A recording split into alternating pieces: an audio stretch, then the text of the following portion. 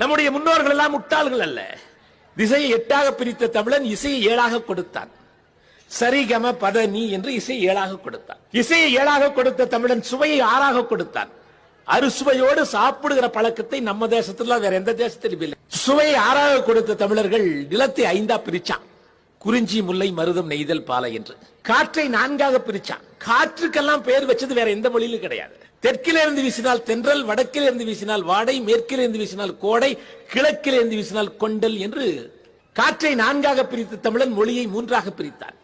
இயல் இசை நாடகம் என்று. மொழியை 3ஆக பிரித்த தமிழன் வாழ்க்கை 2ஆக வகுத்தான். அகம் புறம் என்று. கணவன் மனைவி வாழுகிற வாழ்க்கை அக வாழ்க்கை, வெளியில் இருக்கக்கூடிய வெற்றி வியாபாரம் எல்லாம் புற வாழ்க்கை என்றான். இப்படி வாழ்க்கை 2ஆக வகுத்த தமிழன் ஒழுக்கத்தை மட்டும் 1ஆக வைத்தான். அதை உயிரினும் மேலாக வைத்தான். அதனாலதான் வள்ளுவர் சொன்னார், ஒழுக்கம் உயிரினும் ஓம்பப்படும்.